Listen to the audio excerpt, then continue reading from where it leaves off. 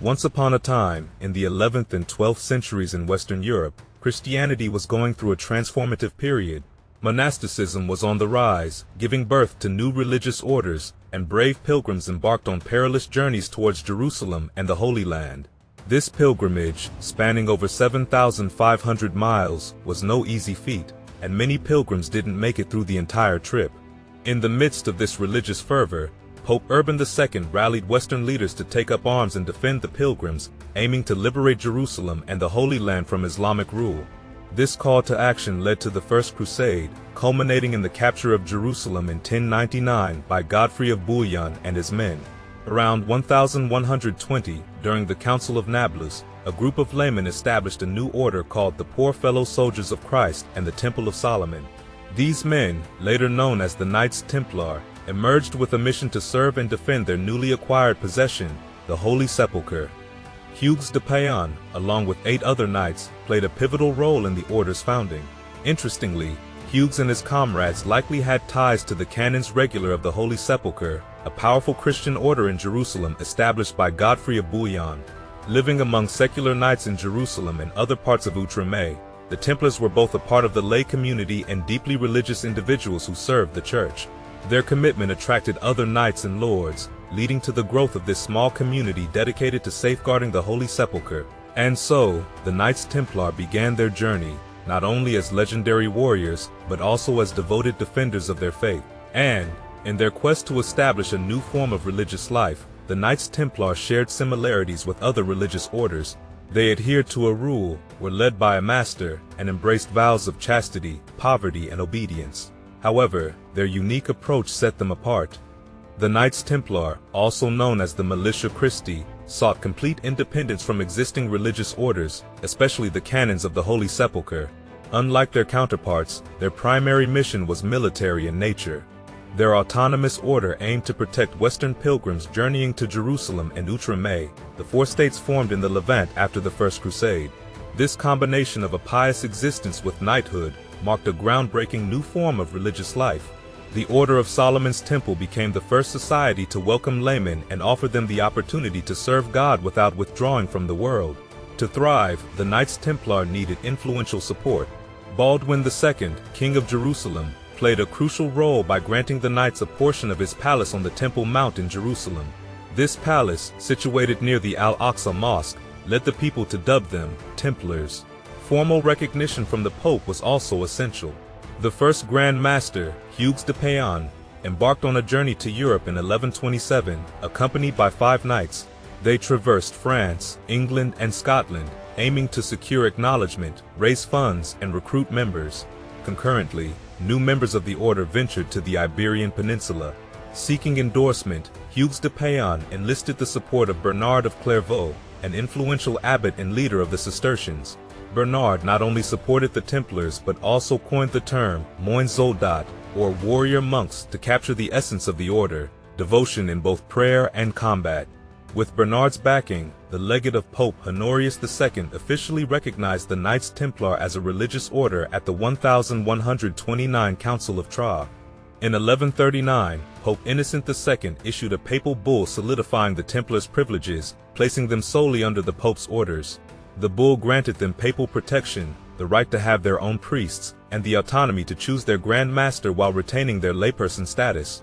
Thus, the Knights Templar secured their place as a unique and officially recognized religious order in the medieval world. As the Order of Solomon's Temple gained strength, it became a respected and popular institution. Wherever the Knights Templar went, they were warmly welcomed by the local population. The order adopted an inclusive approach, inviting people from all walks of life, whether rich or poor, to join its ranks. This inclusivity contributed to the order's growing popularity.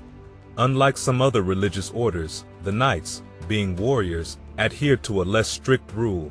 Their physical strength was crucial for their role, leading to less frequent fasting and reduced prayer time compared to traditional monks. Instead, they focused on honing their combat skills and undertaking missions to safeguard crucial passages on the road to Jerusalem. Besides their military duties, they engaged in managing land and trade, utilizing the donations and possessions from new members. Within the order, both noblemen and peasants held positions based on their rank. The knights, often nobles, distinguished themselves with the iconic white coat, while peasants wore black or colored cloaks. Regardless of their status, they all bore a red cross, symbolizing Christ's sacrifice. The Knights Templar operated in two regions, Western Europe and the Middle East. The order established an administration to facilitate the movement of knights and goods between these regions. Commanderies, scattered across Europe, were overseen by masters and commanders chosen by the Grand Master. In the Middle East, Templars resided in fortresses. The Grand Master, elected for life, supervised military campaigns in the east and managed the order's possessions in the west. Despite their military focus, the Templars also played a unique role as bankers. Financing their activities required substantial funds, which they acquired through donations, bequests, and managing profitable lands. An intriguing aspect was their financial service to pilgrims. Aware of the dangers of traveling with large sums of money, the Templars provided a solution. Pilgrims could entrust their possessions to the order, receiving a depository receipt that could be exchanged for local currency upon reaching Jerusalem. This innovative financial service not only assisted the Templars, but also eased the financial challenges faced by pilgrims on their sacred journeys. And the Knights Templar, once a formidable and respected order, met a tragic end influenced by various factors. The loss of the city of Acre to the Mamluks in 1291 marked a turning point. With the Crusaders and Templars forced to abandon Outremer and return to Europe, questions arose about the order's continued relevance without the ability to safeguard the Pilgrim's Road. The Templars had already suffered a decline in public esteem, characterized by a reputation for greed and pride. Further contributing to their downfall was the loss of royal support. Despite decades of favor from European kings, the Templars found themselves entangled in the conflict between Philip IV, King of France, and Popes Boniface VIII and Clement V. The dispute centered on the supremacy of papal power over the temporal power of the king. As a rich, powerful, and well-trained army at the Pope's service, the Templars became a target for Philip IV, who sought their disappearance. Philip found an opportunity through Shrewd de Flieron, a prior imprisoned for murder, who reported allegations of obscene activities within the Templar commanderies. The accusations included the denial of Christ, blasphemous rites, and sodomy. This information was spread among the public, creating a scandal. Despite an ongoing papal investigation, Philip did not wait for a verdict. On Friday, October 13, 1307, in a swift and coordinated move, all Templars across France were arrested, leading to the association of Friday the 13th with bad luck. Jacques de Molay, the Grand Master of the Order, and his knights faced unfair trials marked by torture and forced confessions. Inquisitor William of Paris conducted interrogations, resulting in the death of 38 knights. Others confessed to heresy and idolatry. Despite maintaining their innocence, Jacques de Molay and other leaders were sentenced to be burned at the stake on Notre Dame de Paris forecourt, along with 54 fellow Knights Templar. In a historical revelation in 2001, historian Barbara Frale discovered the Chinon parchment in the Vatican Apostolic Archive. This document proved that Pope Clement V had absolved Jacques de Molay and other leaders of all charges against them.